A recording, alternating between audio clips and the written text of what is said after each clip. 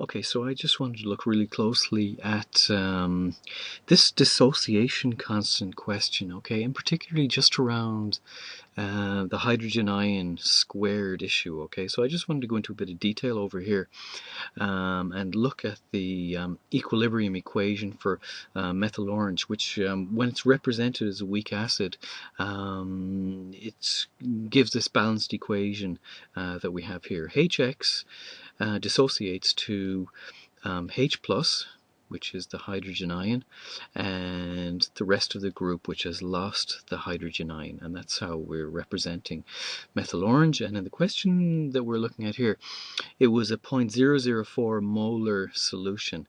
Okay, so I mean you can see that in the question, the 0.004 molar, and this is actually coming from the equilibrium dissociation equation. Okay, so we'll just look at that now in a minute. Okay, so how I'm going to do this then is I'm going to look at a few different examples of the dissociation of HX. So we've got 3 or 4 examples, and it really highlights the point that I'm trying to make.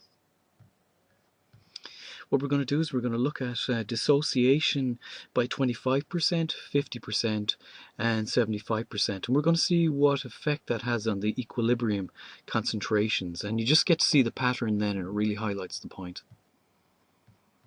Okay, so for the first dissociation, the 25% dissociation, we lose the concentration of HX. It dissociates into the H plus and X minus, which means we lose 25% of this concentration, so it drops to 0.003 only. And then on the other side, the dissociation means that we have these new ions, 0.001 molar of H plus and 0.001 of the other group as well, this base, if you like.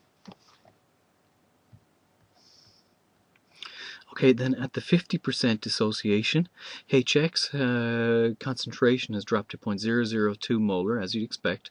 50% dissociation, we've lost 50% of the methyl orange. It's broken down as an acid, and so we have 0.02 molar of H plus and 0.002 molar of the X minus, and that's at 50% dissociation. And finally, we'll just look at the 75%. I think you probably can guess what's going to happen. Okay, no surprises here. 75% dissociation. Now we've got 0.001 of the reactant and the formation substances. We've got now 0.003 because it's 75% dissociation, and 0.003 molar of the X minus. Okay, so to generalize then, with any percentage dissociation then, the reactant will be 0.004 minus the percentage that it dissociates by, so we call it minus X. And then whatever this dissociation percentage is, that appears then as the formation substance over here. So you have X molar H plus and X molar of the X minus. Now the X here represents the small x, and it represents a generalized molarity or concentration. Okay, so bring us right back to our question then. We've got our dissociation constant is equal to the concentration of the formation substances divided by the concentration of reactants, okay?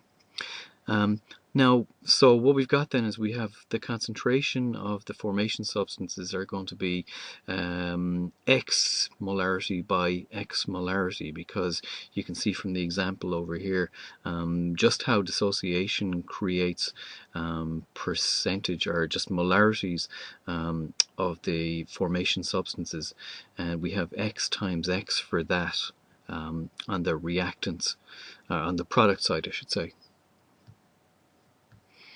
Okay, so here's a couple of things then.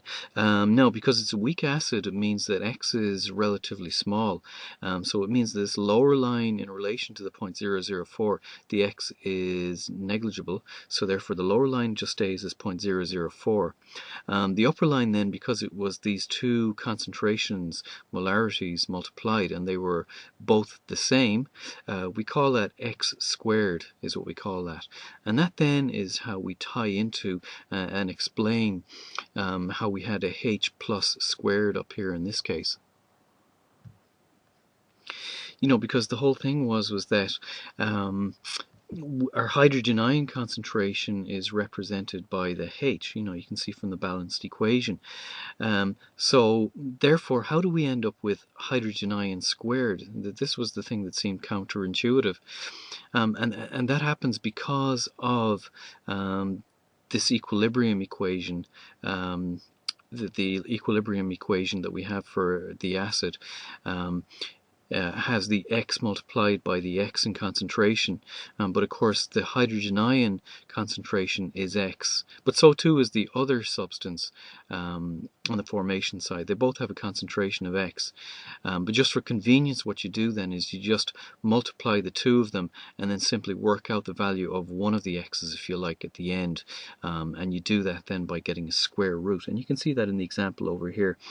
We ultimately we're working through it. We have hydrogen ion squared is equal to 1.4 by 10 to the minus 6, and then finally we have shifted the square from the left hand side to the right hand side, and the way we do that is that we change the square into a square root.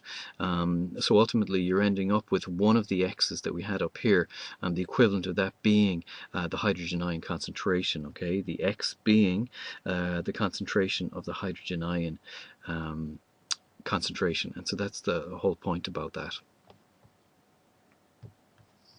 Okay, so there it is finally. Ka is equal to x, the concentration, the molarity, x squared over 0.004, which of course is the hydrogen ion concentration squared divided by 0.004. So we have the same thing. We've just explained it. It relates back to this table here, how we assign x to this group here, the concentration of this group, we assign x to the concentration of the hydrogen ions.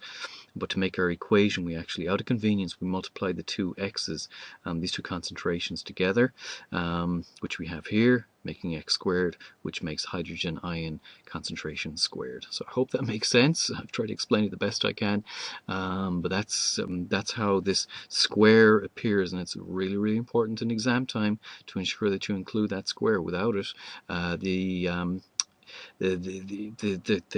calculation is going to be incorrect.